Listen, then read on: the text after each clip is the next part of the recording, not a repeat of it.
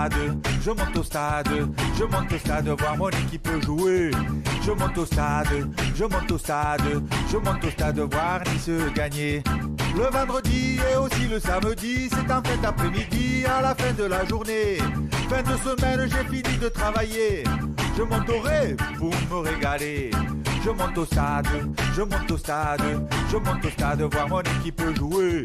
Je monte au stade, je monte au stade, je monte au stade voir Nice jouer. Sur les mafieux, les magouilles parisiennes, salon salade niçoise, ici le terrain a gagné. Je suis heureux, cette équipe c'est la mienne. Ici Nice, Nice fidèle va gagner.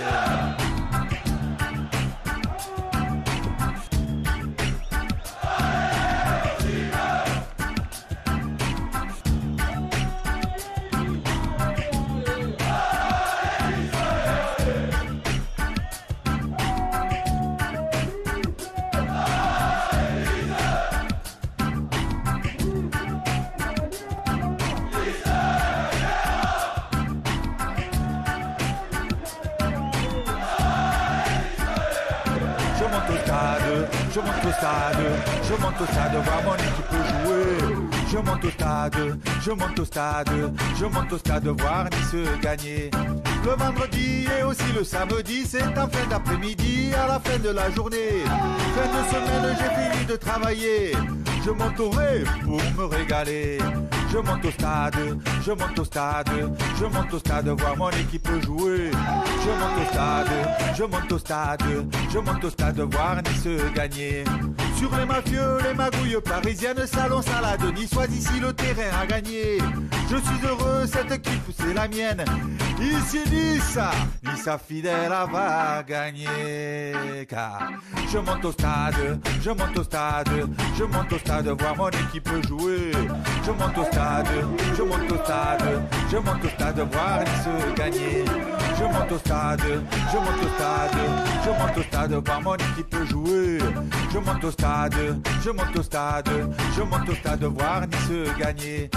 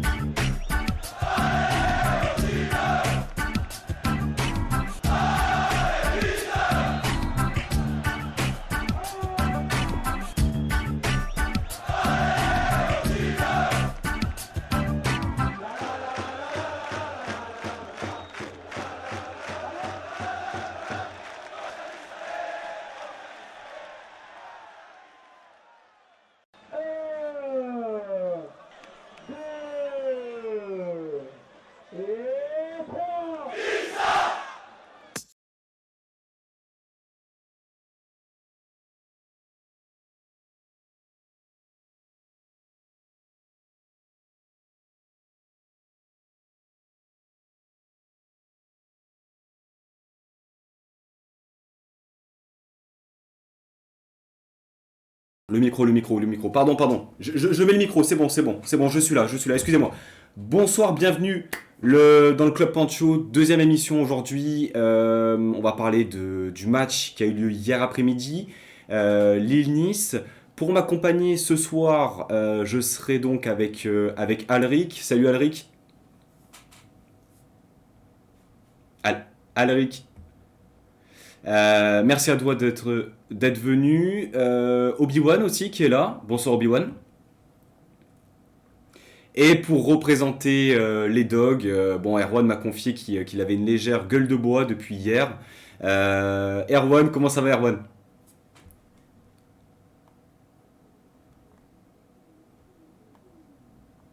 J'aurais aimé être de meilleure humeur quand même pour revenir. Je me doute qu'après ce match d'hier, ça a dû être un peu compliqué pour vous. Donc on va attaquer directement sur cette émission par ce qui nous intéresse le plus, à savoir le match. Donc le match s'est soldé par un 4-0 chez nos voisins lillois. J'ai nommé la rubrique La saison est-elle lancée ? Est-ce qu'on peut dire que la saison est lancée après ce match-là, Alric ? Lancer, je sais pas. Je pense qu'il va falloir confirmer contre Marseille. Lille, c'était un premier gros test pour le Zenit version Galtier. Et je pense qu'elle sera vraiment lancée si les bonnes intentions et le très bon match qu'on a vu hier du côté niçois, si ça se confirme contre Marseille, oui, à ce moment-là, on pourra dire que c'est bien lancé. Pour l'instant, je dirais que c'est un poil trop tôt pour dire que la saison est lancée. Obi-Wan, un peu ton avis global, on va dire, sur ce match. Oui, je partage assez. On est sorti d'une gueule de bois l'année dernière. Le match de Reims, bon, tout le monde a vu que c'était pas très très très rassurant dans le rythme, dans les intentions. C'était, je dirais, moyen. Là, c'était une vraie surprise de les voir à ce niveau-là. On aura l'occasion de rentrer dans le détail, je pense. Une vraie surprise. Et effectivement, je partage ce que dit Adric. Je pense que de belles choses sont posées. Il y a de belles bases. Euh, Incroyablement belles d'ailleurs par rapport à ce qu'on a vécu ces 2 ou 3 dernières années. Et donc ça paraît tellement inespéré que ça mérite effectivement confirmation. Erwan, ton avis donc en tant que Lillois sur ce match, un peu dépité, je suppose. Un peu dépité, ouais. Après, pour parler de Nice, clairement, on a vu le LOSC des 2 dernières saisons, c'est-à-dire un 4-4-2 bien en place, des transitions rapides, de la verticalité, un milieu fort aussi, parce que Rosario Lemina, ça a été très très bon hier. Donc après la saison, est-ce que la saison de Nice est lancée? Je ne sais pas, mais en tout cas, par rapport au match contre Reims, du coup, que j'avais vu un peu rapidement, il y a quand même de très très bonnes choses, de très bons motifs, en tout cas pour vous les Niçois, avoir de l'espoir de faire quelque chose cette saison. Justement, tu parlais du Galtier, enfin du LOSC version Galtier. Donc, sa marque de fabrique, c'est ce 4-4-2 à plat. On assistait vraiment à un match miroir, si je puis dire. Et moi, en tant que spectateur du match, je me suis questionné sur le positionnement de Yazice. Donc, voilà, on sait que l'année dernière, il était tantôt sur le côté droit du milieu de terrain, tantôt devant aussi en doublette, soit avec David, soit avec Bourak. Qu'est-ce que tu as à nous dire là-dessus, ton ressenti par rapport à ce positionnement? Yazice, ça fait depuis la saison dernière qu'il joue un peu partout, sauf à son vrai poste. Que pour moi, il y a ces deux postes naturels, c'est vraiment numéro 10 ou alors numéro 8, mais pas dans un 4-4-2 comme ça, parce que le 4-4-2, que ce soit de Galtier ou de ce que veut essayer de faire Gourvenec, il faut que les deux milieux soient forts à la récupération. Après, par exemple, pour l'année dernière, par exemple, on a fait un Benjamin André, que c'est vraiment le mec, le chien, le récupérateur, enfin le milieu défensif pur. Et tu avais soit un Soumaré, un Sanchez, un Sheka, qui étaient plus créatifs. Et surtout, on avait des Sanchez et Soumaré aussi, c'était des personnes qui pouvaient porter la balle, qui pouvaient transpercer les lignes, rien que par leur conduite de balle aussi. Donc c'est vrai que c'est quelque chose qui est capable de faire Yazice, et aussi par sa qualité de passe, parce qu'il a une patte gauche qui est magique quand on la voit, mais il manque ce côté-là à la récupération, c'est-à-dire que c'est pas, il n'a pas cette qualité-là. Lui, c'est vraiment un pur créateur, un mec qui distribue le jeu, un mec qui transperce les lignes, un bon finisseur aussi. Et là, sur ce 4-4-2-là, il part de bien trop bas. Et comme je disais, à la récupération, malheureusement, c'est pas une de ses qualités principales. Euh, ouais, tu voulais ajouter quelque chose, Obi-Wan, peut-être? Oui, je partage. Et d'ailleurs, dans la compo de Galtier, je pense il a soulevé ce point faible que tu évoques, Erwan, à savoir, il a renforcé un milieu étonnant avec Boudaoui, Rosario et Lemina qui montent en puissance. C'est pour ça que je dis que la saison n'est pas tout à fait lancée parce que je pense qu'ils sont pas encore, ils sont pas encore affûtés. Et je pense qu'il a appuyé sur le point faible, effectivement. C'est-à-dire qu'à la récupération, au milieu de terrain, on a vu vraiment une différence là où on ne les attendait pas, parce qu'on a été tellement, tellement faible toute l'année dernière en milieu de terrain, qu'effectivement, le point faible que tu soulèves là, je pense que Galtier a enfoncé le clou à ce niveau-là, à la récupération, au harcèlement, être agressif et propre. Ils ont harcelé, tenté plus en première mi-temps. Bon, ça a été effectivement le point sur lequel Galtier a clairement foncé le coup. Alric, tu voulais intervenir par rapport à ça, justement, le positionnement peut-être de Yazice et puis ce manque au milieu de terrain, parce que autant, enfin moi personnellement, j'ai trouvé que André avait sauvé les meubles, avait essayé de se débattre, mais il était bien trop seul au milieu de terrain, et c'est vrai que Rosario et Lemina ont rayonné dans cette doublette au milieu. Autant sur le positionnement de Yazice, comme j'ai pas trop suivi le LOSC l'an dernier, je peux pas trop en dire, ce serait faire offense aux supporters lillois, mais comme le disait Erwan, oui, effectivement, Yazice, c'est un créateur, un bon finisseur. On l'a vu notamment en Europa League où il marquait beaucoup de buts. C'est vrai que peut-être là, c'était pas son poste, ce poste de récupérateur. Et puis, effectivement, Benjamin André a quand même pas mal souffert. Enfin, moi, je me souviens de cette action où il se fait tacler par Lemina, notamment où on sent que physiquement, du côté niçois, avec Rosario et Lemina, c'est du costaud, quoi. Et qu'il y a eu peut-être une faiblesse côté des Lillois. Ils n'ont pas su répondre aux défis physiques qui étaient imposés, à l'intensité qui était imposée très rapidement. Et peut-être que là, il y a du travail à faire à ce niveau-là. Côté Lillois, je ne sais pas trop ce qu'en pense Erwan.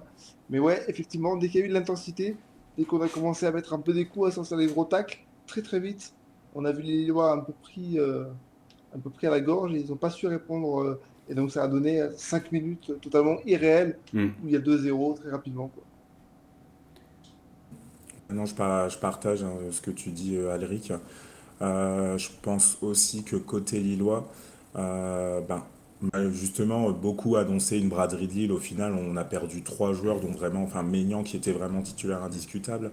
Après, Arrojo, c'était plus un super sub que vraiment un vrai titulaire. Mais le 4-4-2 s'est soufflé en fin de saison, hein. On a souffert contre les blocs bas, justement, Ouais. même sur la fin de saison. Je pense qu'il y avait la possibilité d'aller encore chercher 3-4 points de plus avec une animation différente. Et c'est peut-être ça, c'est que Gourvenec, ben certes, il veut il mise sur la continuité. Et je pense qu'avec les mêmes joueurs, notamment bah, du coup des joueurs qui jouent pas à leur poste, hein, comme Yazice, c'est peut-être le moment de tester de nouvelles animations. Hmm. Peut-être aussi pour bah, remuer aussi le groupe aussi. Parce qu'au final, bah, la compo de Lille, tu la connais par cœur toutes les semaines. On a un Bah, mec c'est qui ça. est Jonathan Bamba, ça fait 7 mois qu'il marque pas, il met pas un pied devant l'autre. Je regardais le replay justement du match. Il provoque pas, il dribble pas. En fait, tout ce qu'il fait, c'est il fixe un défenseur, après il revient en retrait. Et t'as Ouais, tu Iconé, en parlais ce matin. Ouais. ouais, c'est ça, Tu en parlais ce matin, c'était marrant. c'est clair. C'est qu'il y a un moment, peut-être hein, avec le changement d'animation aussi, il y aurait peut-être une concurrence aussi qui pourrait être mise en place. On a deux petits jeunes là qui sont Angel Gomez et Liadji. Après, c'est clairement pour moi, c'est pas des jeunes qui peuvent être titulaires sur toute une saison. Ils ont encore beaucoup à apprendre. Mais déjà faire en sortie de banc, mais pas en sortie de banc à la 85e, hein, peut-être 30-35 minutes. Il faut être titulaire de temps en temps aussi. Ça permettrait peut-être à ces joueurs qui sont dans leur confort depuis un moment Hmm. bah, de se dire ouais, faudrait peut-être qu'on se bouge, faudrait peut-être qu'on Hmm. propose autre chose. Parce qu'en plus, ils en sont capables, mais ils sont tellement dans le confort de l'animation, du fait qu'ils soient sûrs d'être titulaires, en fait, ils progressent plus. Mhm. Et Mhm. je vise clairement, ouais, Bamba, il connaît. C'est plus possible. Ouais, non, c'est plus possible. Ah ben c'est incroyable ce que tu dis parce que ce débat que tu commences à avoir avec la concurrence au sein de Lille, c'est un débat qu'on a eu l'an dernier et qui est en train comment dire, de prendre, d'être traité à Nice parce qu'effectivement, il y a tous les postes qui sont doublés et il y a une volonté de créer justement de la concurrence au sein de l'effectif niçois pour éviter qu'il y ait un joueur qui se repose sur ses lauriers Mhm. et qui se dise, nous on avait notamment ce débat l'an dernier avec Walter Benitez notamment, où on se disait mais il craint tellement rien qu'il fait des matchs pas toujours de qualité. Là avec Marcin Bulka qui vient d'arriver, qui était un beau bébé, je sais pas trop ce qu'il vaut sur le terrain, mais physiquement il en impose et puis il a dit qu'il était venu pour se battre pour la place de titulaire. Je pense que ça peut créer une émulation et effectivement la bonne concurrence au sein d'un club, ce n'est que bénéfique pour l'ensemble de l'équipe. Ouais, je te rejoins totalement là-dessus. Et c'est même quelque chose qui a fait notre force aussi l'année dernière avec la Coupe d'Europe, notamment. Vu qu'on jouait tous les 3 jours, au final, bah, on avait un effectif de 20-21 joueurs qui jouaient toutes les semaines, que ce soit en Europa League, en Ligue 1. Et, justement, enfin, après, les postes n'étaient pas figés, mais ça permettait justement, ouais, tu avais cette émulation. De toute façon, le foot, enfin, c'est l'émulation. Tu peux pas, de toute façon, il y a tellement de matchs, même quand tu joues pas l'Europe, que tu peux pas te compter juste sur 11-12 joueurs. Après, tu as les blessures, tu as beaucoup moins, mais tu peux avoir des cas de Covid aussi. Je sais que Ouais, en il plus me maintenant semble c'est que une vous nouvelle avez composante. eu des cas, ouais. Donc, voilà. Euh, Après, oui. si je veux revenir à la décharge Govanek quand même, hein, parce qu'on parlait du milieu de terrain, Soumaéré, je crois, et vous aviez un joueur qui s'appelait Soumaéré qui est parti, je crois, en Soumaré, Angleterre. ouais, il est parti à Leicester. TK, je crois, il est soit suspendu, soit blessé. Il était blessé. Renato Sanchez faisait partie du groupe un jour avant ou deux, le matin même, et il est plus sur la feuille de match. Ça sentait un peu l'opération en fistolage au milieu de terrain quand même. Donc Benjamin André, avec toutes les qualités qu'il a, il pouvait pas être tout seul aussi. Yazice, quoi qu'on en dise. Je sais, je suis pas certain, comme tu le disais, que c'était une grande réussite depuis qu'il est à Lille. Donc effectivement, ça a été compliqué pour Lille au milieu de terrain, clairement. Mais Mhm. ça n'a pas été que compliqué au milieu de terrain. C'est ça en plus le problème pour Il Lille. était compliqué C'est partout. qu'ils ont été effectivement devant l'animation, ça a été compliqué. Derrière, ça a été catastrophique. Catastrophique. Moi, j'étais très très surpris de les Ouais, parce voir à qu'en ce niveau-là. plus, s'il y a des joueurs qui jouent contre vous, c'est compliqué quoi. Chelik, la perte de balle sur Oh le là deuxième là. but. Après, Ouais, ouais. Chez Lick, à sa décharge, je crois il revenait de blessure. Euh, Euh, non? Pas à ma connaissance. Non, non, Non, non, non. il vient pas de blessure, c'est Leak. Ah, C'est d'accord. Leak, bah, c'est à l'instar d'Ikoné Bamba, ça fait 2 ans qu'il progresse plus. D'accord. Parce Et que sur le papier, on avait quand même les quatre de derrière qui étaient quand même champions de France 2 ou 3 mois plus tôt. Est-ce qu'on peut tout mettre sur le départ de Maignan? Sur la performance d'hier en tout cas, moi j'ai été quand même surpris, hein, des errements défensifs, alors que la charnière Botman-Fonté, elle était quand même, c'était une référence, hein, 25 buts encaissés, il me semble, l'année dernière, l'une des Ouais. meilleures défenses, si ce n'est la meilleure du championnat, et qui en prend 7 en 2 journées quand même. c'est ça. 19 clean sheets aussi, un truc du genre. Mhm. Et bah, dès le début, hein, dès la 10e seconde, t'as Fonté qui perd la balle, Botman qui glisse. Je me dis, bah, ce qui amène le corner justement Tout à fait. sur le but de Dolberg. Je me dis, ça va être compliqué, ça va être long. Mais après, je m'attendais pas à ce que ce soit aussi compliqué.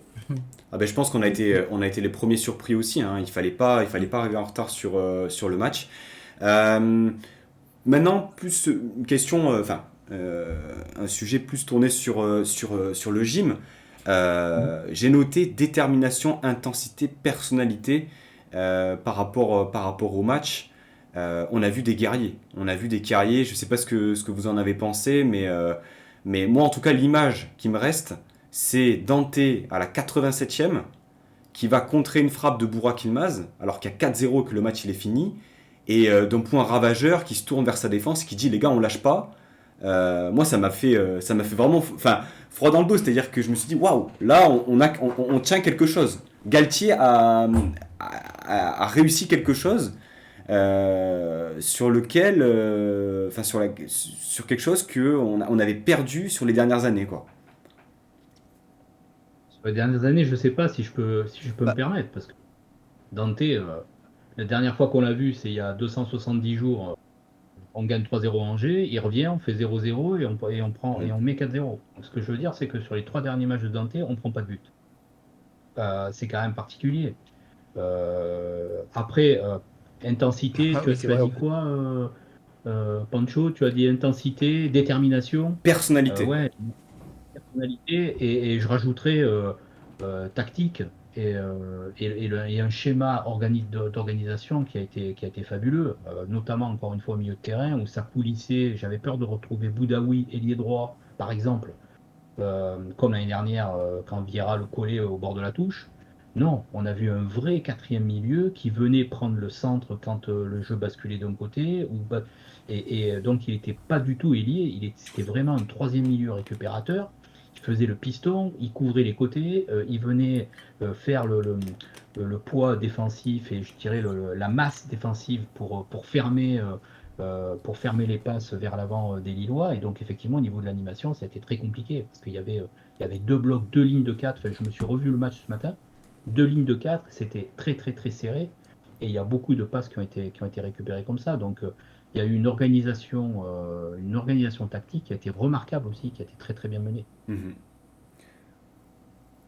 Alric, est-ce que tu voulais. Côté Oui. détermination, côté ouais, ouais, bien sûr. Côté détermination, côté personnalité, enfin, je vais revenir sur trois joueurs qui m'ont marqué. Enfin, trois joueurs, même toute la défense et le milieu de terrain. Todibo Dante derrière, c'est incroyable de sérénité. Enfin, je crois que c'est la première fois depuis bien 2 ans et demi où je suis serein devant un match de l'OGC Nice, où j'ai pas l'impression qu'on va prendre le bouillon, même si on y reviendra un peu plus tard, mais il y a des joueurs qui n'étaient pas forcément à leur top niveau.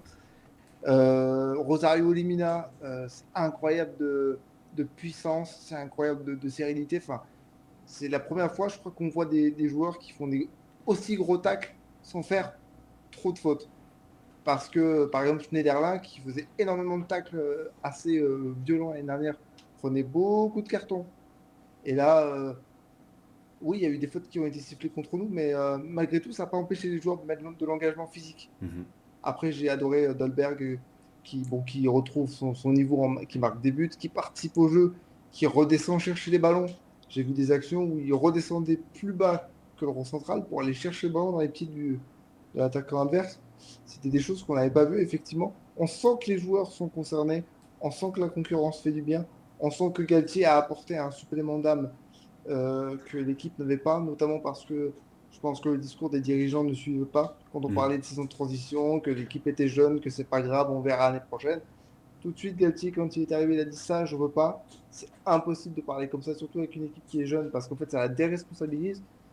Et après, il y a quelque chose qui m'a bien plu. Bon, je sais qu'Erwan, ça te plaira pas parce que tu en as parlé un petit peu ce matin sur Twitter. Mais effectivement, Galtier était aussi à fond, énormément à fond. Et on le voyait sur chaque but, il était rageur, quoi. Il avait envie de. Je sais pas s'il avait une revanche à prendre, mais en tout cas, on sentait qu'il était là, quoi. Bah, Galtier, c'est un professionnel, hein, de toute manière. Après, c'est vrai qu'à chaud, tu le vois en train de célébrer comme si c'était une Coupe du Monde. En tout cas, c'est ouais, c'est ce que je disais. Que ouais, ça pique un peu, mais après, à froid, tu te dis, ben ouais, en fait, il est juste plus l'entraîneur de Lille et il est à fond, à 100% concentré avec l'OGC Nice. Et, donc voilà, après, c'est pas bien grave. Après, je pense aussi que ouais, il y Non, mais a c'était la petite la dédicace, rancœur quoi. avec C'était le la temps. petite dédicace que je Ouais, te faisais, ouais. c'est ça. Mais après, il y a de la rancœur avec Olivier Létang, envers Olivier Létang, ça c'est Ah oui, sûr. c'est sûr. Je Ouais, c'est pense sûr. que, je pense que dans sa tête, il devait chercher où il était dans sa loge et lui dire, bah, tiens, regarde comment je suis en train de te la De mettre sur ton pulvériser. terrain. Ouais. Ah, mais c'est vrai, et j'ai trouvé alors que les matchs enfin les jours qui précédaient ce match-là étaient justement dédiés, et on était omnibulé par le retour de Galtier et la petite guéguerre entre Galtier et Létang, alors que on a quand même assisté on allait assister à un bon match. Bon, ce match s'est avéré aller que dans un sens, mais bon, quand ça sort du foot comme ça, bon, finalement, aujourd'hui, Galtier, c'est l'entraîneur de Nice. Il a gagné à Lille, passons à autre chose. Cette guéguerre, enfin, je sais pas. Moi, personnellement, ça m'a déplu, en fait. On sortait du foot, on sortait du sportif. Clairement. Et clairement, ouais, de mon côté, j'avais hâte que le match se termine, hein, qu'on gagne ou qu'on perde. Parce que même enfin, à Lille, du coup, il y a eu beaucoup de débats là-dessus. T'en avais qui voulaient siffler Galtier, d'autres qui Eh voulaient rien oui. faire. Euh, comme tu dis, c'est pas le foot, c'était chiant. Et bah maintenant le match est passé, bah c'est bien. De toute façon, après, tu vois, personnellement, de toute façon, on n'a aucune haine contre Nice, il n'y a pas de rivalité, il y a même des groupes de supporters entre Lillois et Niçois qui sont amis. Ouais, Donc bien sûr. après, tu vois, je serai pas là s'il y a une défaite de Nice, bah, ce sera un peu comme l'année dernière, c'est que Nice, je suivais pas forcément.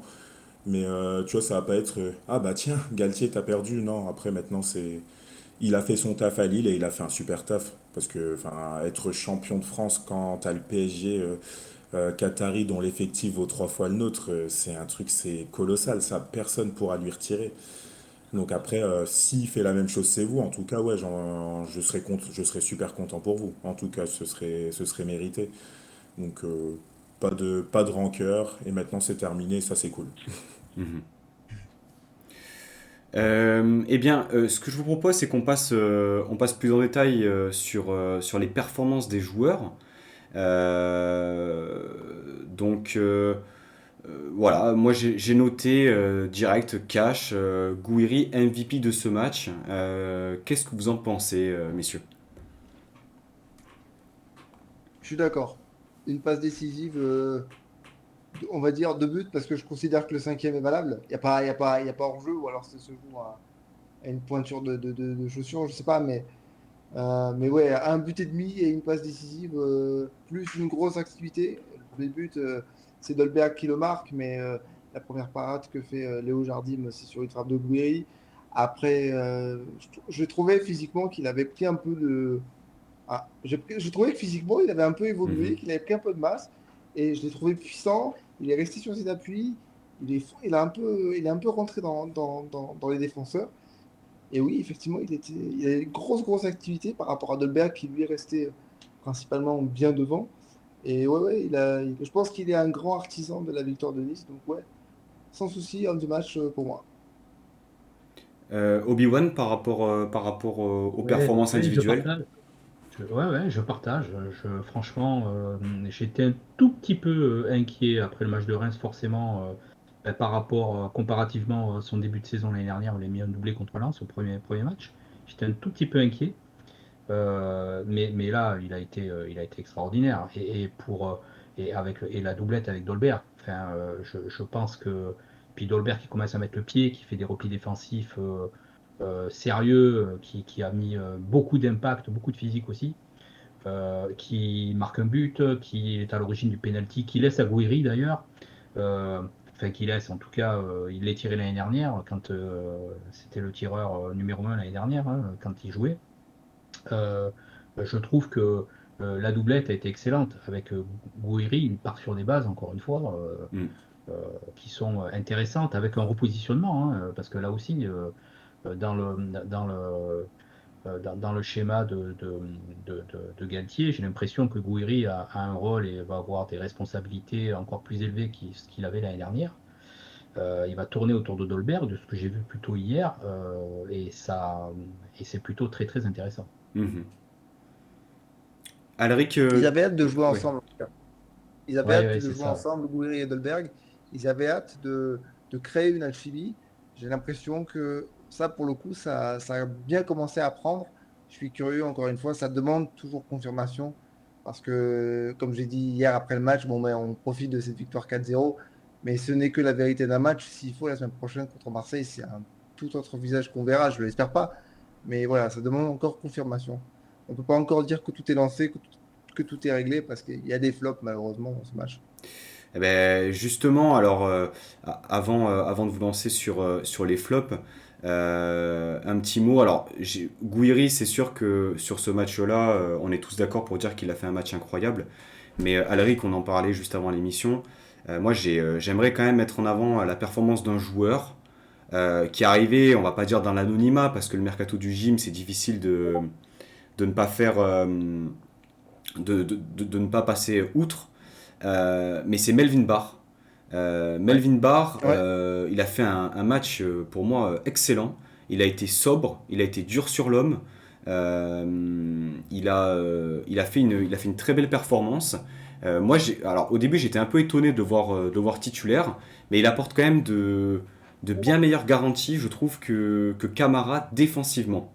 Camara qui a tendance peut-être à se projeter énormément vers l'avant, alors que Barr, eh bien là sur le coup, enfin le côté gauche de la fin de match pardon qu'on a eu, Barr, Camara devant lui, c'est pas impossible que ça revienne et je pense que suivant l'évolution du match contre Marseille, pour renforcer ce côté-là, ça peut être envisageable.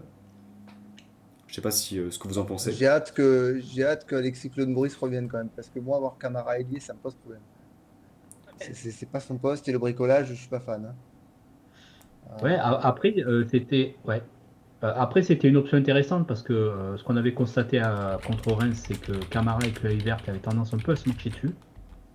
Et le Ouais. fait de mettre Barre titulaire avec une profil un peu plus défensif, un peu moins porté vers l'avant, enfin, je dirais presque systématiquement, a laissé un petit peu plus d'espace à Kluivert.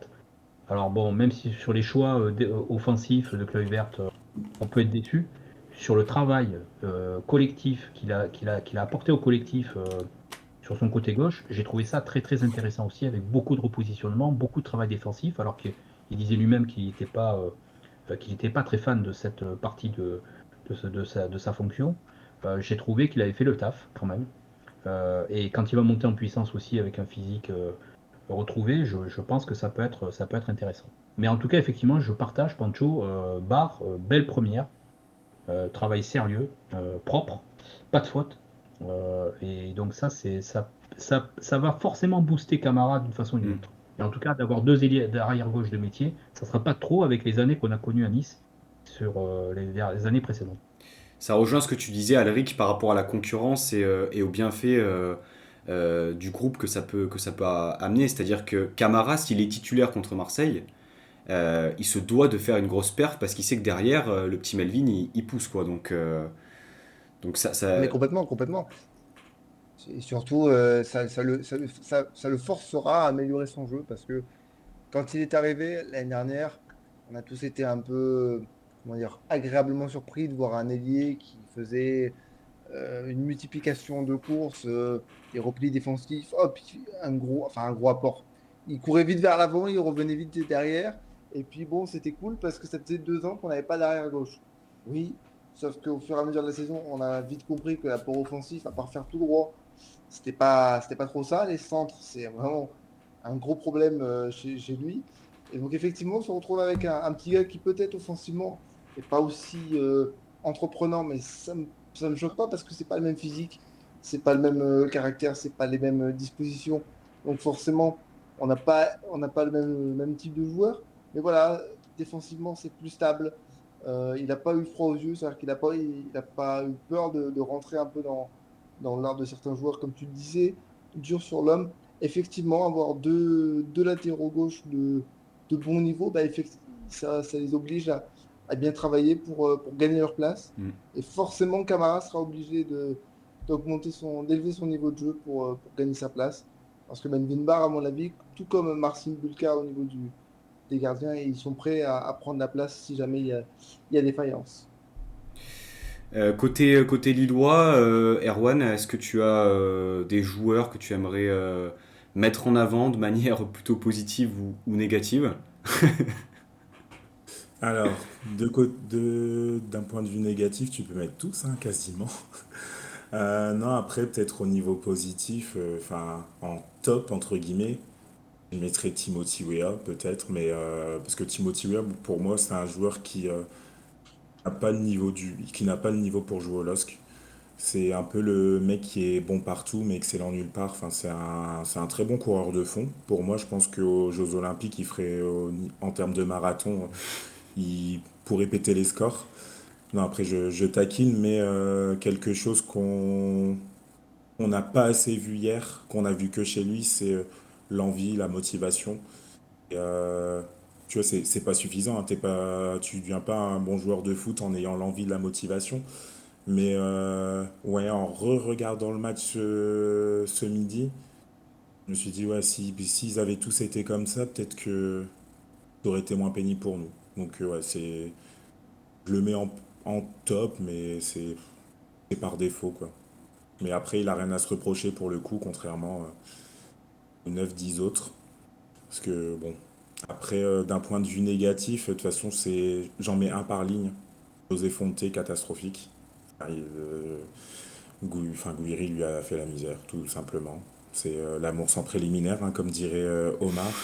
C'est c'est les relances catastrophiques. Enfin, de toute manière, d'un point de vue technique, regardez le nombre de balles, le nombre de passes ratées. Je me suis dit, mais est-ce qu'ils ont déjà joué ensemble? C'était surtout ça. Ouais. C'est qui sont ces gens? Se connaissent-ils? Voilà. Après Benjamin André, qui est fantomatique. Vraiment, je pense même que c'est le pire match de Benjamin André depuis qu'il est à Lille. Et pourtant, on a fait des matchs horribles, hein. On a perdu à domicile contre Nîmes, il y a eu des matchs à Brest. Voilà, et en troisième, ben, j'en ai parlé tout à l'heure, hein, un Jonathan Bamba qui ne fait plus rien depuis 7 mois, qui a un totem d'immunité à vie. Avec Gourvenec, je me suis dit, ben, c'est bien parce qu'il y a Gourvenec, il y a Angel Gomez qui est revenu de près. Je me suis dit, bah, c'est bien, du coup, on va peut-être instaurer cette concurrence dont je parlais tout à l'heure. Au final, ben non, il a toujours ce totem et samedi à Saint-Étienne, il sera titulaire et ce sera la même purge. Et une semaine plus tard contre Montpellier, ce sera pareil. En plus, il a un bon de sortie, mais personne n'en veut, du coup, parce qu'ils ont vu le joueur qui est, bah, c'est un peu comme Wea en fait, c'est le joueur qui quand se bat du coup peut faire des choses. Après il a des qualités quand même, il est explosif, il peut, enfin en termes de dribble, de conduite de balle, il est pas dégueu. Mais je sais pas s'il a encore la tête à Lille. Et tu vois ce que tu dis, Erwan, ça me fait un peu peur parce que Bamba, même s'il n'a pas fait un match énorme, Attal a souffert. Et moi, Oh j'aimerais quand même oui. introduire Oh oui. Attal. Alric, tu peux peut-être tu peux peut-être t'insérer dans la faille. Attal sur ce match, il a été, je l'ai trouvé en difficulté, trop souvent en difficulté. Ah bah heureusement que Todibo était là pour le couvrir quelques fois parce que sur son côté, pendant les grosses phases offensives lilloises après le deuxième but, il perdait la balle bêtement, il se faisait manger en vitesse. Alors c'est quand même incroyable parce que c'est un joueur qui va très vite. Mhm. Et ça m'a fait un peu bizarre parce que autant contre Milan, quand on avait fait le dernier match de préparation, il avait été incroyable, il avait tenu Théo Hernandez dans un mouchoir de poche, il lui avait tout fait défensivement. Et là, on a vu un Atal qui a bien galéré. Alors, j'ai pas trop compris pourquoi, parce que bon, autant contre Reims, on peut expliquer, c'était un match à 15 heures, la chaleur caniculaire, c'est compliqué, bon, tout ce que vous voulez. Autant là, bon. Et je j'ai pas trop compris. Donc, effectivement, c'est un flop. Parce que c'est difficile de sortir un flop quand tu gagnes 4-0 à l'extérieur, mais je veux dire, c'est peut-être le moins bon de ceux qu'on a vu hier. Parce qu'effectivement, oui, sur son côté, en première mi-temps, ça a été compliqué. En seconde mi-temps, j'ai quand même l'impression que c'était un peu plus serein globalement. Mais en première mi-temps, oui, si on avait pu prendre des buts, ça aurait été sur son côté, effectivement. Mhm. Ouais, alors je suis un peu surpris, enfin, j'aurais pas indiqué Atal comme étant un flop. Je partage, effectivement, Lille a insisté beaucoup sur le côté gauche. À sa décharge, souvent ils étaient deux, ça dédoublait dans son dos. Et Boudaoui était pas souvent là C'est vrai aussi. pour le couvrir. Bon, effectivement, Todibo a fait une ou deux belles interventions, des beaux tacles sur le côté d'Atal, mais j'ai le sentiment que depuis Reims, Atal a changé. J'en parlais avec Pancho avant l'émission.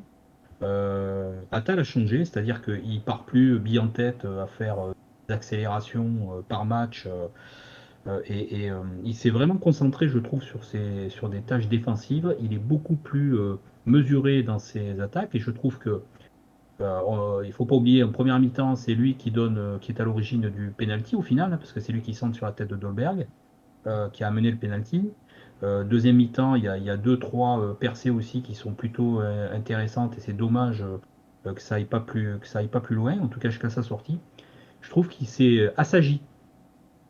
Je trouve qu'il s'est assagi. Donc, et d'ailleurs, s'ils ont attaqué dans son dos, c'est parce qu'ils savaient que de toute façon, il risquait d'être très offensif. Je pense qu'il apprend une autre façon de défendre aussi avec Galtier et qu'il est beaucoup plus assagi que ce qu'il faisait les autres années. C'est un point de vue C'est possible partagé, qu'il hein. ait été un peu, qu'il ait été, comment dire, contenu par Galtier, qui lui a dit peut-être moins Ouais. d'explosivité, moins de fioritures, moins de dribble, mais plus de justesse, plus de subtilité. Effectivement, offensivement, il a toujours apporté quelque chose. Comme tu le disais, sur la barre transversale de Dolberg, c'est un super centre de sa part, Ouais. c'est à souligner. Après, Et oui, Boudaoui ne l'a pas trop aidé défensivement, mais moi j'ai vu aussi des pertes de balles où il n'était pas toujours très concentré, où Todibo lui venait que en première mi-temps, enfin essentiellement en première mi-temps, où Todibo venait le soutenir parce qu'il y avait un petit souci. Donc après, comme j'ai dit, c'est difficile de sortir un flop quand tu gagnes 4-0 sur le terrain du championnat de France en titre, mais il y a toujours forcément individuellement des joueurs qui sont un peu moins bons, sans dire que c'était un mauvais match de sa part. Peut-être que par rapport à d'autres, il était un peu en dessous. Moi, j'ai trouvé quand même, pour clôturer sur Attal, euh, quand tu prends un carton jaune à la 20 à Faut dire 25e, tu te dois de défendre d'une manière différente. Il y a eu des moments où il s'est fait passer par Bamba, où il fait des tacles, on va pas dire assassins, mais des tacles non contrôlés. Il a été dépassé.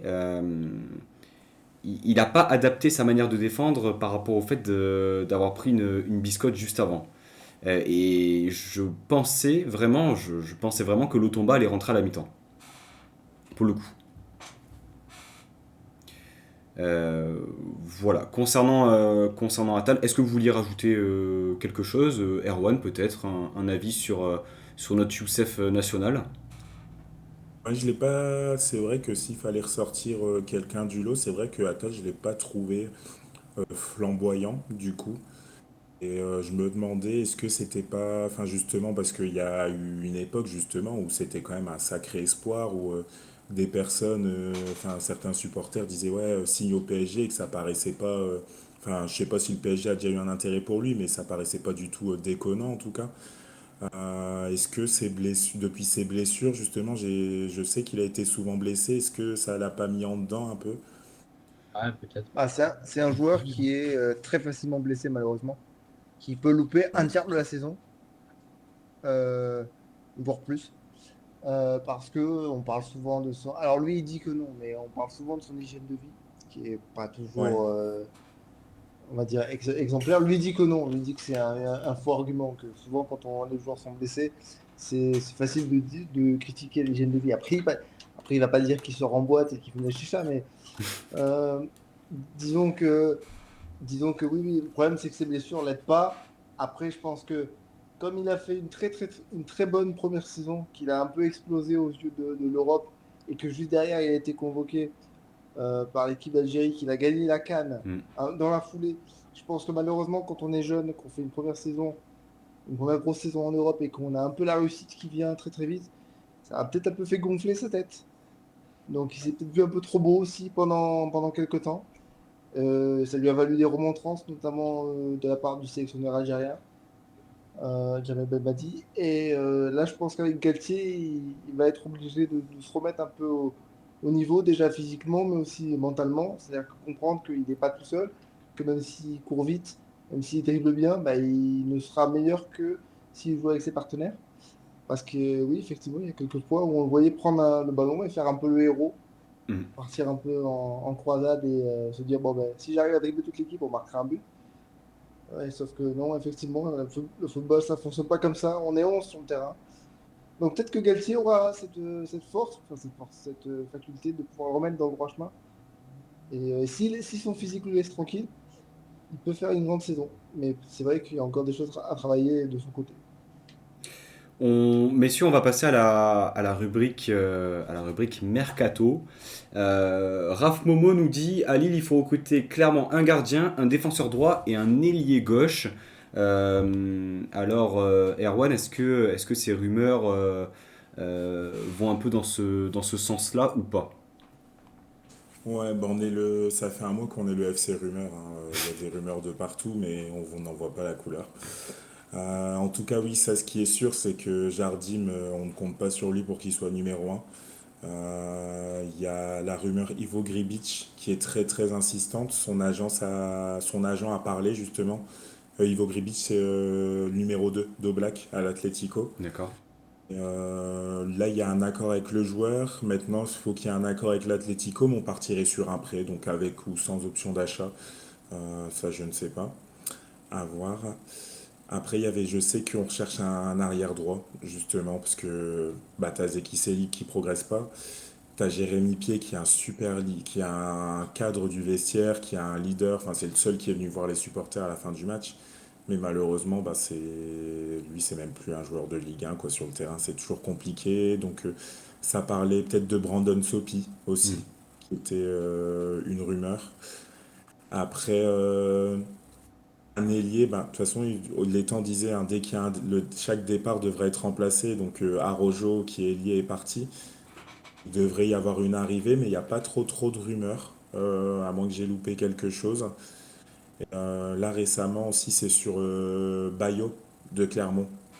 Quoi, apparemment, un contact aurait été pris avec Clermont, il serait d'accord, et je pense que ce serait pas déconnant, parce que au final, en numéro 9 ben, on a Yilmaz, on a David qui n'est pas normalement un pur neuf, sachant qu'on va avoir la Ligue des Champions. Ben, moi, comme j'ai dit, Timothy Weah, c'est très léger pour moi. Je pense qu'un prêt, ça pourrait être bien pour lui. Et du coup, le remplacer par un numéro 9, il pourrait mettre la concurrence aussi, ce serait pas déconnant.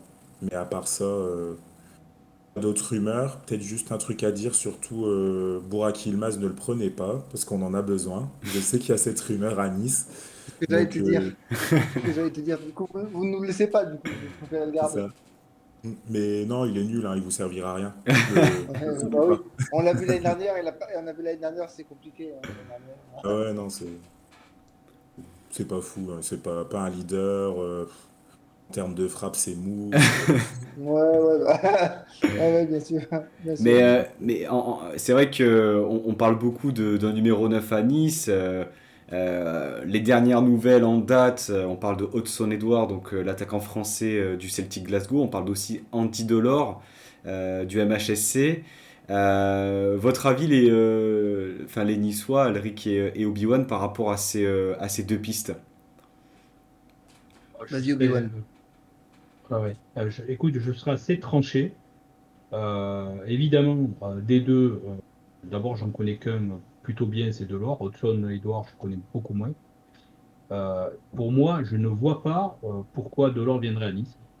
Je regardais un peu le match cet après-midi. C'est lui qui égalise contre Reims. Euh, Capitaine de l'équipe, avec son alter ego Laborde. Qu'est-ce qu'il vient faire à Nice? Je vois l'intérêt pour Nice de l'avoir, vraiment, parce que franchement, c'est un gros joueur. Euh, quel intérêt pour lui de venir à Nice, je ne sais pas. Et je ne le vois pas partir. Brassard de capitaine, je ne savais pas qu'il était capitaine de Montpellier. Pour moi, il ne viendra pas à Nice. Et Hudson Edouard, je ne connais pas. Je sais que c'est un buteur. Je crois qu'il est plus jeune, un ancien du PSG, je crois. Mhm. Euh, je ne connais pas, je ne peux pas en parler. Ok. Un peu la même chose, je rejoins Obi-Wan. Je connais pas trop Hudson Edouard, je crois que je l'ai vu jouer une ou deux fois avec les Espoirs, il me semble, mais je ne connais pas vraiment le joueur. Après, en ce qui concerne Andy Delors, moi, je me pose une simple question. Un capitaine, un leader de vestiaire, un leader d'attaque comme il est à Montpellier, s'il vient à Nice, c'est pour être un joueur de rotation, parce que je ne le vois pas prendre la place de ni Dolberg ni Guéry tout de suite. Et donc, la vraie question que je me pose, c'est est-ce qu'il accepterait ça? Est-ce qu'il accepterait un rôle dans la rotation? Et donc, ça veut dire être sur le banc plusieurs fois dans la saison. Je suis pas certain. Donc, effectivement, l'intérêt pour Nice, il existe. L'intérêt sportif, on va dire. Après, l'intérêt pour lui, je suis pas certain. Effectivement. Euh, Après, le problème, c'est que il y a aussi une volonté du côté de Nice de faire venir des jeunes et il faut voir si Galtier accepterait d'avoir des jeunes joueurs parce que je sais que il y a des rumeurs aussi qui tendent vers des joueurs un peu plus jeunes. Je sais pas trop comment ça va finir, mais effectivement, il faut quelqu'un devant parce que Dan Ndoye, c'est trop léger Hmm. en doublure. Et puis après, au-delà de l'attaquant, il faut un défenseur, je pense aussi, parce que si Dante ou, ou Todibo venait à se péter, bon bah ok, il y aurait Danny Luc, mais Bambou, ça fera pas l'affaire pendant toute la saison. Et après, peut-être un milieu central pour apporter encore un poids un poids dans la concurrence parce que effectivement il y a Rosario, Thuram et Lemina, mais je pense qu'il en manque un pour compléter tout ça. Enfin, un par ligne, je pense que ça serait suffisant. Juste pour finir sur la rumeur de l'or, donc Galtier, là, qui est invité sur Prime, vient de dire: Je cherche un attaquant ayant un profil différent de Kasper Dolberg et Amin Gouiri, mais je ne pense pas qu'Andy Delors soit dans les petits papiers de l'OGC Nice. Voilà. Pour ce qui est de la rumeur Bah, du. c'est bizarre parce que c'est contraire. Enfin, c'est pas ce qu'on a lu ce matin, notamment sur le site de RMC Sport, Ouais. C'est sport, ouais. qui disait que, bon, et on parle pas de une petite radio du coin, qui disait que il souhaitait le faire venir. Donc, bon, vous savez, comme quoi. Après, pour juste clôturer sur Andy Delors, sportivement, ce serait un plus énorme d'avoir un attaquant comme ça, on est d'accord. Je pense qu'il a aussi quelque chose qui peut plaire à Galtier, c'est que je trouve que le joueur, mentalement, il est Galtier compatible. C'est-à-dire qu'il court, il fait du pressing, il marque des buts, il a une mentalité irréprochable. À Nice, clairement, même si bon, il a fait quelques tweets un peu, où il clashait un peu le train Ineos, comme il l'appelle. Je pense que ça peut être quelque chose d'énorme. Après, c'est vrai que étant capitaine de Montpellier, euh, à la tête d'un des meilleurs duos du championnat, ça peut être questionnant de ce point de vue-là. Tu parlais du milieu de terrain, Alric. On parle d'Angelo Fulgini aussi. Angelo Fulgini de Angers qui a sorti une grosse saison, 10 buts ou 4 ou 6 passes décisives de mémoire. Un avis sur ce joueur peut-être, Alric ou Obi-Wan ou Erwan, peu importe.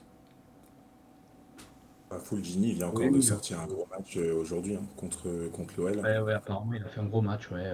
C'est un joueur type, une machine qui nous faut un milieu de terrain pour effectivement, parce que bon, les Mina et Rosario, ça va faire des. Il y aura des matchs de suspension, hein, c'est sûr. Hein. Bon, pour Oui, la c'est sûr. blessure. Donc, ça envoie les cannes et c'est très bien parce que ça nous a manqué et on s'est fait respecter et c'est plutôt très très bien. Sauf qu'effectivement, ils vont nous manquer. Donc il nous faut des joueurs travailleurs. Ferry, c'est un peu le même profil aussi, puisque on parle de Fulgini. Angers en veut 15 millions d'euros, donc je suis pas certain là aussi que Nice mettra ce chèque-là pour Fulgini. Je crois plus à Ferry, qui rentrera aussi dans les cordes de Galtier, qui a un peu le même profil que Fulgini et qui coûtera probablement moins cher. Après, j'avais vu la rumeur Nzonzi, alors je sais pas ce que ça vaut. Alors ça, si on Voilà. peut éviter de recruter Steven Nzonzi, vraiment, limite, je préfère Schneiderlin, quoi, pour le coup, hein, s'il ne part pas. Oh là, c'est pas gentil ça. Ah non, mais attends, ah non. Et puis, juste en termes compatibilité tactique, on joue à deux milieux de terrain, je ne vois pas du tout Nzonzi prendre cette position-là. Pour moi, Nzonzi, c'est un mec point de base dans un milieu à 3. Il n'a pas le coffre de faire les allers-retours. Il est assez lent, je trouve. Donc, je sais pas votre avis, vous, sur le joueur, mais en tout cas, moi, voilà, j'étais un peu effaré de voir que il allait peut-être venir à Nice, mais apparemment, ce serait du fake. Donc, Ouais. Ouais, et les Rennais, les Sup Rennais sont très très contents de s'en débarrasser. Donc, je vois pas pourquoi il serait meilleur à Ouais, Nice. enfin, les supporters du PSV Eindhoven étaient très contents, enfin, étaient contents de se débarrasser de Mais c'est Rosario, pas mais faux aussi. contents de le récupérer, hein. c'est vrai, oui, effectivement. C'est pas faux, c'est pas faux. Est-ce que vous aviez d'autres choses à rajouter? Peut-être juste un petit mot sur Onana, Erwan. Donc c'était son premier match avec le LOSC. Il rentre à 4-0. Donc il a été recruté quand même 9 millions d'euros du côté de Hambourg. Est-ce que tu as des infos sur le joueur? Est-ce que tu as pu te renseigner un peu? Moi personnellement, je ne connaissais pas ce joueur. Ouais, j'ai pu. Après, forcément, je le connais pas, vu qu'il vient d'Hambourg. Vraiment, bah, du coup, des infos du coup qu'on a pu tirer. Déjà, c'est un espoir en Belgique, hein. Enfin, vraiment, on compte vraiment dessus. Capitaine apparemment de l'équipe Espoir, de ce que j'ai pu lire. Ouais, c'est ça. C'est clairement, ouais, l'avenir de la sélection belge, avec notamment un Hugo Siquet, qui est latéral droit, qui est aussi sur les tablettes de Lille, mais un peu moins en ce moment. C'est un joueur ouais, qui est un peu à la sous-marée, c'est-à-dire capable de transpercer les lignes, de porter la balle sur enfin, passer d'une zone à une autre, un peu en mode box-to-box. Euh, une bonne palette technique et surtout qui est mentalement dans la tête. Franchement, c'est le seul truc que je connais de lui à Lille, c'est sa conférence de presse. Franchement, incroyable. Il a 19 ans, la tête sur les épaules. Il te dit ouais, qu'il parle 5 langues, qu'il fait du piano, qu'il fait des trucs. Enfin, vraiment, c'est un Simplicité du gars, génie. quoi. Enfin, je veux dire, c'est valable pour tout le monde, hein. Ouais, ouais, c'est clair. Mais tu sentais qu'il n'y avait pas du média training derrière. Ouais. Tu vois, c'était pas les réponses bateau. Je pense que ça, justement, Obi-Wan t'en parlait tout à l'heure quand tu disais que ouais, Yazici c'était peut-être par défaut parce que justement on avait plein de blessures, tout ça. Justement, je me disais pourquoi ne pas avoir tenté Onana au coup d'envoi. Et je pense justement que en fait, je pense vraiment que Yazici au milieu, c'est vraiment une volonté de Jocelyn. C'est pas par défaut. C'est même il l'avait tenté aussi lors de la préparation. Et je pense que ouais, contre Saint-Étienne, ça pourrait être bien de le faire démarrer. Parce que même physiquement, il a fait la prépa avec Hambourg, donc il n'a pas de retard non plus. Mhm. Euh, Pour voir ce qu'il vaut. Après, pour hier, de toute façon, il n'y a aucun enseignement à tirer. C'est comme tu dis, hein, il rentre dans un contexte, ça fait 4-0. Qu'est-ce que tu veux faire? Pour le coup, pour une première, j'ai pas vraiment compris. Un gamin de le lancer à ce moment-là, enfin, je, je- Ouais, j'ai pas moi non compris. plus, j'ai pas compris. C'est comme justement, tu as eu un Angel Gomez qui est resté sur le banc. Bah justement, je trouve qu'il aurait dû rester sur le banc. Après, voilà, heureusement que le contexte n'était pas hostile, hein. Enfin, les supporters actifs ont continué de chanter parce que c'était aussi le match du retour des champions. Eh Donc, oui. on était quand même un peu en fête malgré le score. Mais ouais, quand t'as 19 ans, ouais, c'est un Mm. peu. Ça aurait pu tourner vite au vinaigre, hein. Après, comme je te dis, ouais, il a la tête sur les épaules. Donc, je pense que tu vois, dans sa tête, lui, il a compris. Enfin, au moins, il a gagné du temps de jeu. Et après, je pense pas qu'il se formalisera là-dessus.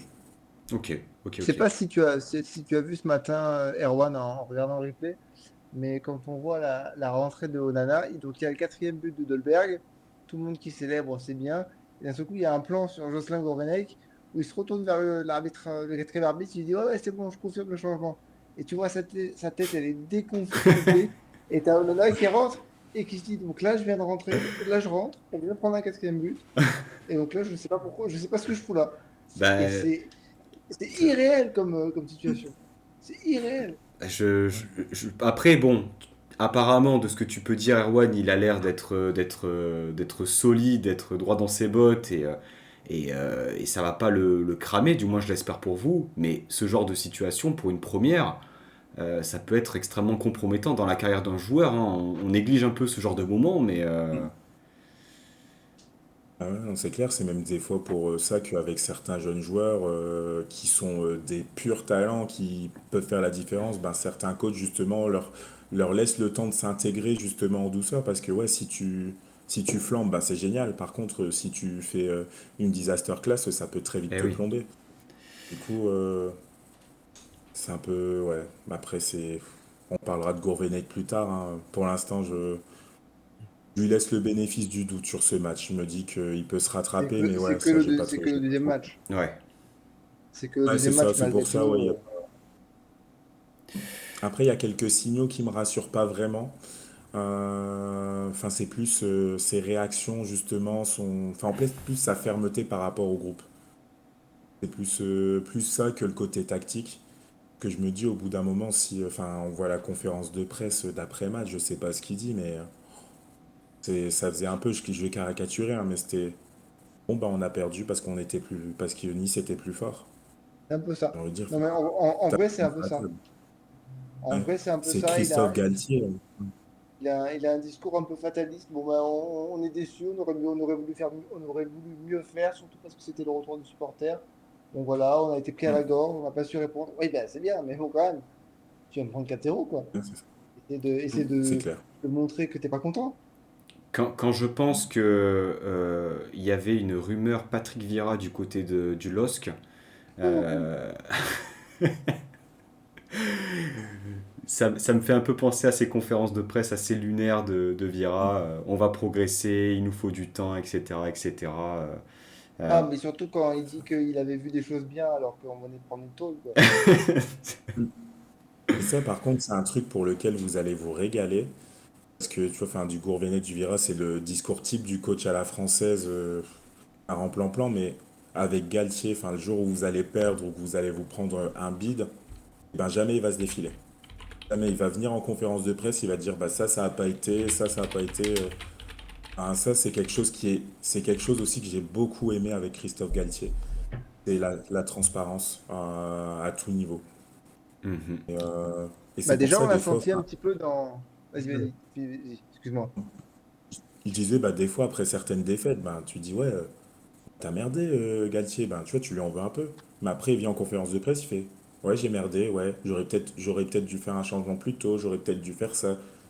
Mais ouais, au moins, c'est bien, parce que, comme on dit, enfin, il n'y a pas de défaite, il n'y a que des leçons à retenir. Bah, en fait, c'est ça avec Christophe Galtier. Mhm. Donc, Bah, on a déjà ouais, commencé à comprendre un peu ça parce que, notamment hier, quand on lui pose la question, mais vous avez mis Boudaoui et il est droit, normalement il joue au centre, quoi. Et tout de suite, il n'y file pas, il dit non, mais je sais que c'est pas son poste, je sais pas, je sais qu'il n'a pas été formé à ce poste-là, que c'est pas, enfin, il n'est pas fait pour ça. Mais moi, je l'attends là parce que il a un gros volume de jeu, parce qu'il a un bon coffre, parce qu'il répète les efforts, et parce que Ouais. j'ai besoin de lui. Je l'attends à ce moment-là. Après, comme il disait, si vous avez bien suivi le LOSC l'année dernière, j'ai sur ma ligne de 4 trois milieux qui reviennent ou qui reviennent au centre, qui alternent, qui restent pas fixes. Et pareil, quand pendant la préparation, il avait décidé de mettre Kefra Turam en défenseur central, on se Mhm. disait, mais qu'est-ce qu'il fait? Mais en fait, non, non. C'est juste parce qu'il voulait lui apprendre à défendre, parce que c'est un Ah bon ouais, milieu ouais. récupérateur, mais qui a besoin de augmenter son volume en défense, de s'imposer. Donc, bam, tu recules d'un cran, tu te prends les défenseurs de pleine face et tu essaies de gérer, apprendre à gérer les situations. C'est Et je trouve ça simple, intéressant mais d'avoir finalement, l'honnêteté d'expliquer ses choix. ouais. Et puis c'est une façon, je pense, enfin, c'est Galtier tout craché, hein, ça, ce que tu évoques, c'est Galtier. Cette capacité qu'il a à mettre les joueurs en responsabilité, à leur faire confiance et à les obliger à dépasser leurs fonctions. Et effectivement, quand tu vois le commentaire de Dolberg après match, c'est hallucinant. C'est hallucinant. Il redécouvre la joie de jouer dans cette équipe-là, où les uns courent pour les autres, et en envoyant une mine à ce qui s'est passé l'année dernière. Alors, on ne sait pas ce qui s'est passé l'année dernière, en tout cas sur le terrain, on a vu, entre les joueurs, à mon avis, ça devait être compliqué quand même, parce que Mhm. beaucoup de choses qui n'allaient pas l'année dernière, enfin, de mémoire, c'est pas tout à fait ce qu'il a dit, mais pas loin.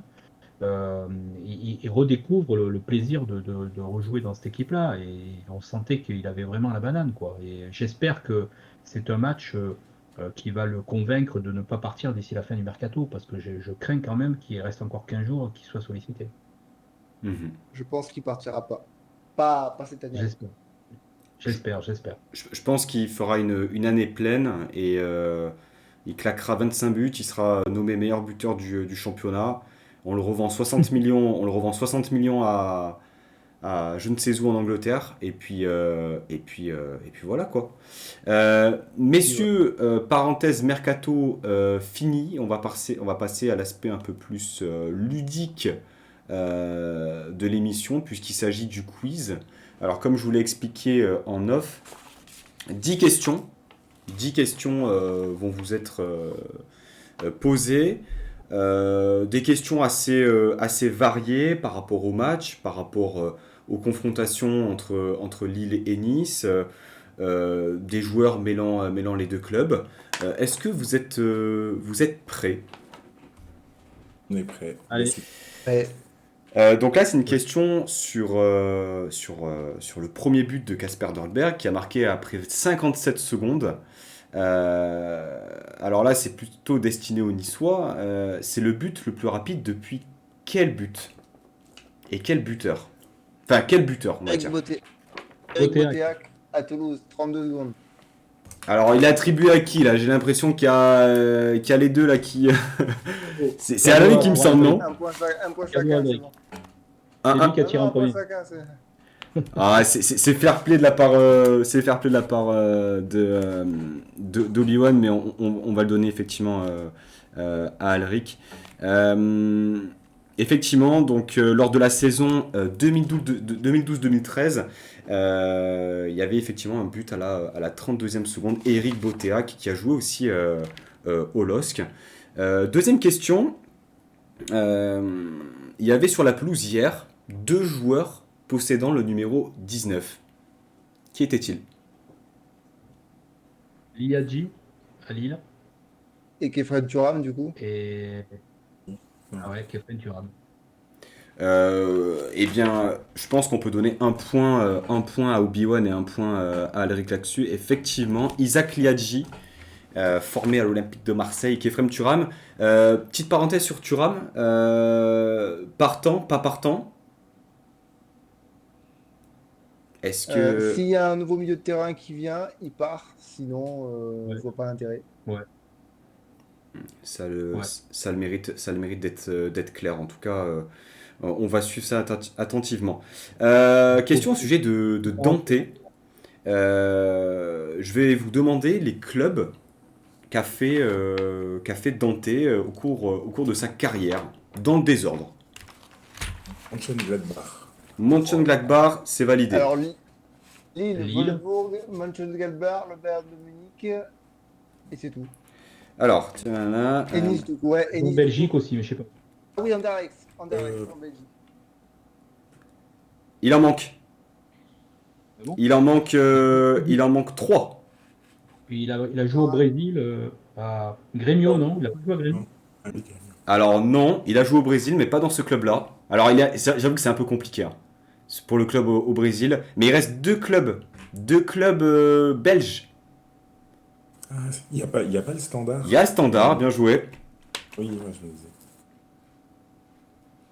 Et Il a Et fait deuxième, autre chose pays que Anderlecht et le Standard. il n'a pas fait Anderlecht. Liers, C'est pas peut-être. Anderlecht, il a fait Non, Bruges. non, Stand.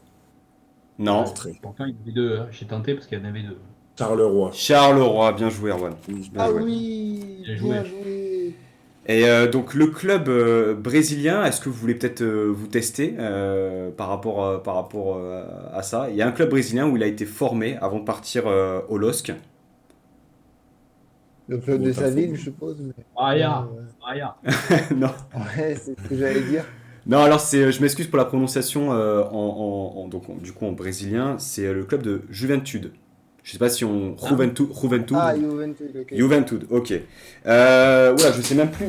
Je sais plus qui c'est qui a donné le plus de réponses. Il me semble que Alric, t'étais pas mal quand même hein, sur les clubs. Ouais, j'avais dit Wolfsburg, Munich, le club belge, mais je m'étais trompé. Nice, du coup. Mais après, moi, je devais 3 ou 4. Mais... Oui, c'est pas mal, c'est pas mal. Justement, Juventude, le club de Juventude, là c'est une question bonus qui ne sera pas comptabilisée. Quel autre joueur brésilien a joué à la Juventude avant de signer au gym? Rosario. Alors non, il est. Non. Alors c'est un ancien joueur qui a pris sa retraite. C'est un joueur brésilien. Everson. Ah non, Ederson. Ederson, Honorato, Campos, bien évidemment, bien joué Alric. Bravo. 4e question. Le 21 décembre 2011, donc le champion de France Lille reçoit Nice au Stadium Lille Métropole pour la 19e journée. Le score s'est terminé sur un match de 4-4. On s'en rappelle, bien sûr. Le match. Mais est-ce que vous vous rappelez des buteurs? Laurent Balmont. Ok, c'est validé. Tous. Alors, il y avait Claire. JJJ 2 fois. Ok, Alric, bien François joué. Claire. Claire, ça a été donné par Obi-Wan. Moulungi, non? T'as pas marqué? Moulungi Non. Il n'y a pas de Buchy, non. Ah, le Il y a pas premier, Debuchy. merde, le premier. Du côté de Lille, il y a Balmont, Hazard. il y a Hazard. Non, pas Debuchy, je crois pas qu'il Il y ait- vous en manque 3. 2 côtés lillois, 1 côté niçois. Ben, il y avait un doublé de JJJ, il y il Claire, et le 4e, Sivelli. Aïe aïe aïe, Ah, Sivelli, bien voilà. sûr. Renato.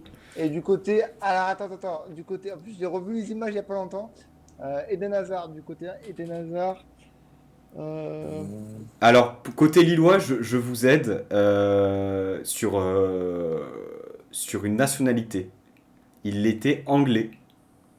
Joe Cole. Bien joué. Ah, Joe Cole. Joe Cole. Et le dernier, donc le premier Wozniak. buteur, jouait le même poste que Sivelli. Non, pas chez Joe. Non, C'est Chedjou. non, Bien pas joué, David. Erwan. Ah, oui. C'est validé. On va dire, Erwan, que tu l'as proposé, que tu étais sûr de toi. Ouais. et- Ok, donc j'ai quoi? J'ai 3 bonnes réponses. J'ai 3 bonnes réponses de Erwan. Et j'ai 3 bonnes réponses de Alric et une bonne réponse de Obi-Wan. Égalité parfaite entre vous deux, messieurs. Un point Alric au chacun. taquet. Comment, Erwan? Je disais Alric au taquet hein, sur les Ah questions. oui, il a bossé. Il a bossé. Je fais au mieux, je fais au mieux. Ah, faut départager. Ah non, ça va se départager à la fin, je pense, là-dessus. 5e question. Lors de cette même saison, donc là on est en 2011-2012, à quelle position ont terminé les deux équipes? Il finit 3e C'est validé. et Nice finit 11e. C'est faux. 13. 13, bien joué, Obi-Wan. Pas loin. Ah ouais, mais on a autant 3ème, ouais, c'était. Ouais, mais là, 11ème, non. Pensez pour René Marciglia, qui, je pense, nous a sauvé notre saison en Ligue 1 cette année-là, parce que en termes de jeu, c'était absolument minable. 6e question. Ça va être extrêmement rapide. Citez-moi les coachs ayant entraîné les deux clubs. Christophe Galtier. Duel et Galtier, du coup. Il en reste un. Ah bon? Ah, Frédéric Antonetti. Ah, c'est beau, bien joué, Alric. Bien joué. Ah, Eh oui, le Antonetti, il n'était pas évident. Il Il y a des pros. Là. Fred Antonetti. 7e question. Une question sur Florent Balmont. Allez, à 10 matchs près. À 10 matchs près. Combien a-t-il joué de matchs en Ligue 1? Donc, 120. Erwan, ta proposition. 120. Combien? 120. 120 Moi, je en dirais- Ligue 1, tout club confondu. 350. Non, je sais qu'il a fait. mais il est au moins 400. Je crois qu'il en a fait Ah, mais plus je de 200 avec disais, Pancho, je disais 420, pas 120. Ah, excuse-moi, 420. Et Alric, tu dis combien? Ouais, je dirais 400, mais ouais, 400. Eh bien, c'est tout simplement Erwan qui a la bonne réponse. Puisque c'était 512. 512 matchs en Ligue 1.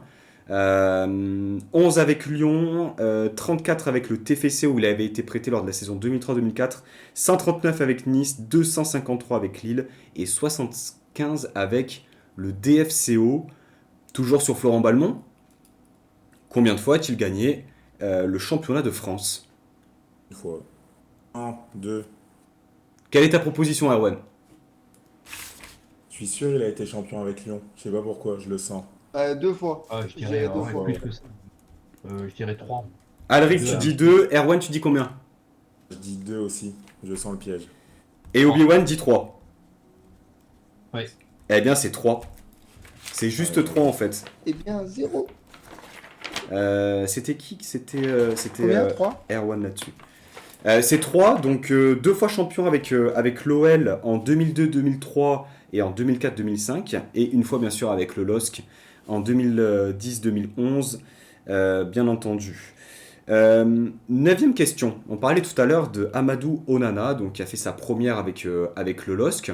Il est entré à la 64e minute de jeu en remplaçant Yazice. Quelle est sa taille? 1m95. 95. Ah, c'est Erwan. C'est Erwan à la rapidité. C'est juste Erwan à la rapidité. Bien joué, Erwan. C'est un joueur de chez eux, je le connaissais même pas la veille. Ah, c'est précis, hein, c'est précis. Ensuite, 10e et dernière question. Timothy Weah, on en parlait tout à l'heure aussi, et le fils de George Weah, bien entendu. Il est à ce jour l'unique joueur africain à avoir gagné le Ballon d'Or. En quelle année c'était? 1994. C'est faux. 95. Aïe, aïe, aïe, Obi-Wan, c'est beau. C'est beau, c'est beau. On est sur une égalité parfaite, je crois. J'ai 4 points, j'ai 4 points partout. Est-ce que j'ai bien compté bien sûr. Bien Là, sûr. tu fais appel à la VAR, quoi. Ouais, alors il n'y a pas la VAR. Il y a pas la VAR. On n'a pas mis la VAR sur ce live-là. Et la barre qui marche, hein, du coup. La Mais VAR qui j'ai marche. prévu une dernière question. Là, je suis à une égalité parfaite, hein. J'ai 4 points partout. Alors peut-être que je me suis gouffré, quoi qu'il en soit. On a 4 points partout. 11e, 10 questions, 12 points. Effectivement, on est sur une approximation. Mais parce qu'il y avait des égalités, c'est pour ça. Dernière question, là, c'est vraiment la question, la balle de match, hein. Au cours du match qui a eu lieu hier, 4 cartons jaunes furent donnés. 3 pour Lille et 1 pour Nice. Quels sont les joueurs? Attention. Atal, Selic, André. Et le quatrième, je l'ai pas. Rosario. Non, il y a eu un seul niçois, donc c'est un troisième lillois. Ah oui. Atal, Selic, Atal, André et le c'est Atal quatrième. côté niçois. Alors, Selic, André, Atal. Et le quatrième, c'est. Yazici, sur la faute de Lemina. Est-ce que tu peux me confirmer, Obi-Wan, que tu n'étais pas en train de vérifier ça sur Internet, non, car non, nous voyons non. l'écran qui reflète sur ton visage. Regarde. Non, mon téléphone est éteint, il est fermé. Les gars, Obi-Wan, hein, Obi-Wan qui l'emporte sur le gong. Bravo à vous, hein, ça fait donc un 5e point. Effectivement, donc Shelik, André, Yazice. J'ai l'impression que je prononce excessivement mal les joueurs turcs. Et Atal. Nous aussi, t'inquiète pas. Ah, nous, ok, ça marche. Et Atal côté niçois. Bravo mon cher Obi-Wan. Bravo Obi-Wan, le plus jeune du groupe, on taquine. On passe à la dernière rubrique, Prono Time. Parce que, pour grossir un peu le trait, le match d'entraînement étant terminé, on passe au gros morceau. Et le gros morceau, c'est la réception de l'Olympique de Marseille à l'Alliance, qui j'espère sera bondé. Alric, ton prono sur ce match, qu'est-ce que tu vois comme résultat, et si tu veux te tenter des petites fantaisies en buteur, tu peux y aller.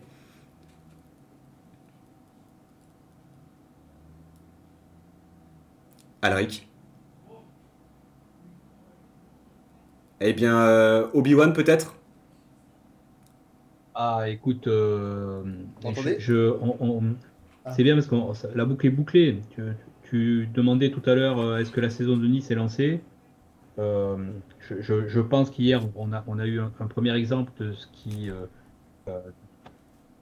ce qu'on peut espérer dans les semaines à venir. Moi, je pense que les joueurs vont continuer à monter en puissance. Ils sont en train d'intégrer un nouveau schéma de jeu, une nouvelle exigence, une nouvelle façon de faire avec Galtier. Moi, je vois des joueurs comme Lemina qui a joué 70 minutes hier, pareil pour Cloy Vert, Rosario qui est le patron du milieu aujourd'hui, monter en puissance aussi. Dolberg et Gouiri, ça présage quelque chose de très très sympa. S'ils n'ont pas la crainte de donner, de faire des cadeaux aux Marseillais, ouais, ça va être super. Donc tu vois combien? Tu vois combien sur ce match? C'est Je vois compliqué. 2-0. 2-0 pour qui? Pour Nice? 2-0 pour Nice avec un doublé de Dolberg. Aïe, aïe, aïe, rien que d'imaginer ce résultat, j'en ai des frissons personnellement. Et on y sera. Est-ce que vous m'entendez? On t'entend, Alric. Voilà. On veut ton pronostic sur le match de Nice-Marseille. Déjà une victoire pour confirmer les bonnes dispositions vues contre Lille. Et après, comme l'année dernière à domicile, un bon 3-0. Oh là là là là. Et avec Gouiri, Dolberg et pourquoi pas Rosario, tiens, pour enflammer le stade. Ah ouais, là franchement, Rosario, s'il y va de son petit but en plus, il sera. Une grosse praline pleine lucarne. il sera au top. Erwan, ton avis sur ce match, Nice-Marseille?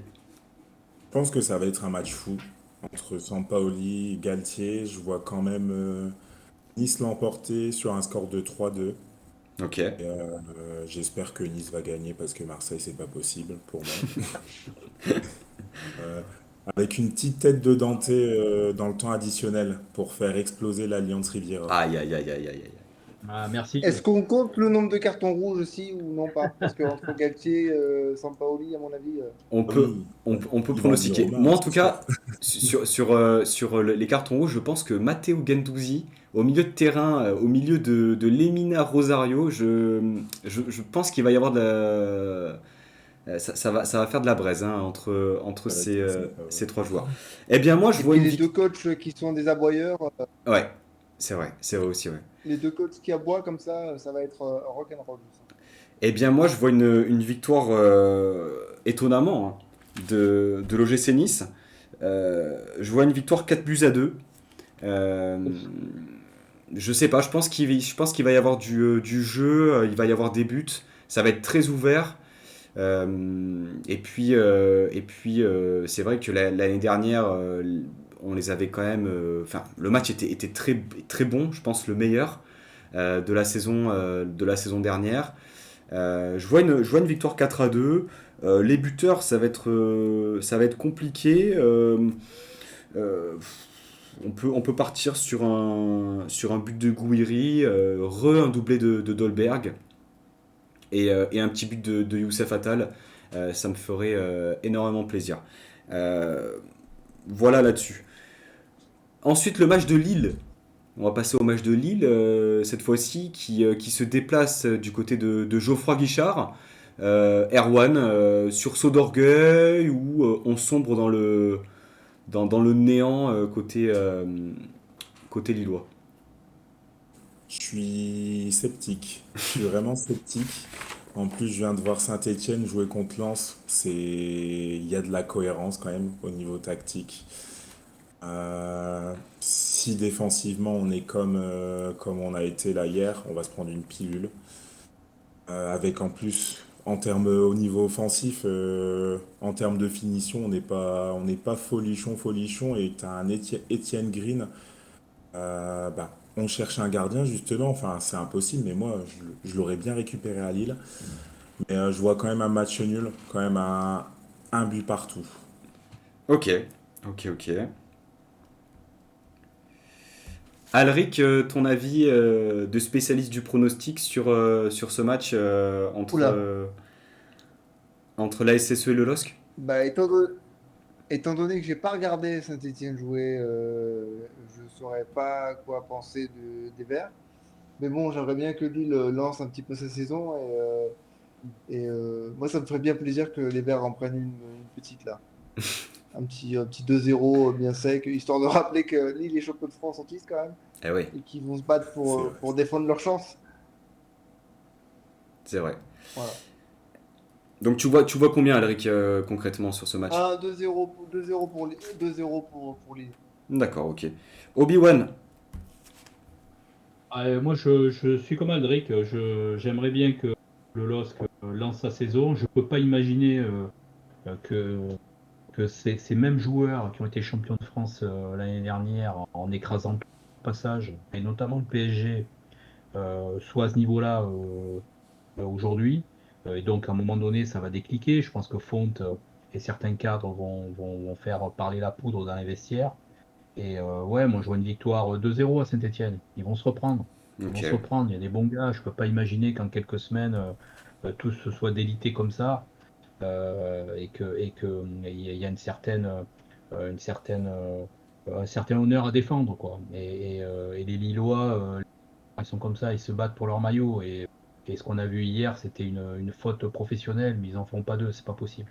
Et puis, effectivement, comme Aldric, s'ils peuvent taper les lapins, ça me fera très plaisir. Ok. C'est cool avec vous parce qu'on n'aime pas les mêmes clubs. Donc ça, c'est bien. C'est vrai, c'est vrai. Eh bien, moi, je vois un match nul. Un match nul, un partout. Je rejoins aussi Erwan par rapport à ça. Je pense que Lille, point de vue du dernier match, a besoin de se rassurer. Ils seront à l'extérieur, à Geoffroy Guichard. S'ils récupèrent un point et qu'ils arrivent à se rassurer, à faire un match un peu plus solide défensivement dans un premier temps, en récoltant un point à l'extérieur, je pense que déjà ça sera une bonne chose pour Lille. Et ensuite, bien sûr, on les attend quand même dans le top 8 en fin de saison. Peut-être pas une saison aussi folle que la saison dernière, mais au moins se battre pour les qualifications européennes. Je pense que le groupe en est capable. Messieurs, l'émission touche à sa fin. On a fini les pronostics. Pour info, on se retrouvera sur le Club Pancho donc à partir de mercredi 25 août. Donc on décalera l'émission au mercredi, puisque tout simplement je serai à l'Alliance Riviera pour assister à la victoire 4-2 comme annoncé contre l'Olympique de Marseille. Donc voilà, mercredi 25 prochain. Est-ce que vous aviez un mot pour conclure, quelque chose à rajouter pour finir? Bah, te remercier pour m'avoir invité pour ma part. Puis, c'était vraiment très sympa et que l'émission vive longtemps. Bah écoute, c'est très gentil. Longue vie au Club Pancho. C'est très gentil, Alric, merci beaucoup. Erwan, un petit mot. Bon, j'aurais aimé qu'il y ait, comment dire, un peu plus de suspense et d'adversité lors du match, parce que là, c'est clair que bon, c'était un peu particulier, mais on a été, je pense, les premiers surpris, nous, du match hier. Mais en tout cas, c'était un plaisir de t'avoir. J'espère partager. Plaisir partagé, c'est la première fois que je participe à ce type d'émission. Enfin, du coup, vraiment un contenu comme ça, super vivant, bien travaillé. Donc, vraiment bravo pour ton travail. Déjà, puis longue vie au Club Pancho aussi. Et puis, ouais, j'ai pris beaucoup de plaisir à échanger avec vous trois, que ce soit toi, Pancho, Alric, avec qui j'ai échangé déjà sur Twitter, et Obi-Wan. Et surtout, une excellente saison à vous. Ouais, Oui, c'est vrai, très bonne saison au LOSC. Également. On aura l'occasion de se revoir au match retour. Obi-Wan, ton ressenti par rapport à... Enfin, ton ressenti. Le mot de la fin, peut-être, pas forcément un Non, non, ressenti. merci pour l'invitation, merci Adric et Erwan. C'était très vivant, effectivement. Et puis, pour poursuivre dans cette voie, c'est super intéressant, c'est convivial, ça donne une image aussi du supporterisme qui est super sympa, en étant voilà, dans le partage et dans l'émotion et dans le plaisir. Donc, continuez comme ça. C'était super pour l'invitation. Merci encore. Désolé pour le quiz. Je n'étais pas présent. Je ne les gagnerai pas tous. Euh, On s'était mis d'accord en amont, on te l'a pas voilà. dit Obi-Wan, hein, que bien sûr, il fallait que tu l'emportes hein, pour la cohésion C'est ça. d'équipe, c'était ah indispensable. voilà, d'accord, ok. Donc, ça triche en plus. Ça triche en plus. Merci beaucoup, en tout cas. Merci. Ouais, ben, sincèrement, merci à tous les trois. Donc c'est la deuxième Merci à toi. émission. C'est toujours un énorme plaisir de parler de parler de foot, de parler du gym, de parler de l'adversaire avec quelqu'un qui s'y connaît aussi, hein, il faut le dire. On n'est pas des spécialistes. Donc merci à vous pour ça. Très belle saison au LOSC. Juste un petit mot aux Marseillais pour ce soir. Écoutez, hâte de vous retrouver dimanche prochain. Et aussi hâte que Bordeaux vous fasse un peu redescendre. Voilà, sur sur ce une très belle soirée à tous les trois. Merci aux personnes qui sont passées sur l'émission sur Twitch. On finit avec quelques minutes de retard, je m'en excuse. Merci au chat aussi. Alors, je vous ai pas trop sollicité, je m'en excuse. J'ai fait au mieux, mais en tout cas, voilà. Messieurs, merci à vous, encore une fois. Bonne soirée, bon match ce soir et à très vite sur le Club Pancho. Merci, bonsoir à vous. Salut, Bonne salut. soirée, Merci les beaucoup. gars. Salut. Bonne soirée. Hop là. Les gars, on est là, ok. Oh le... Hop là.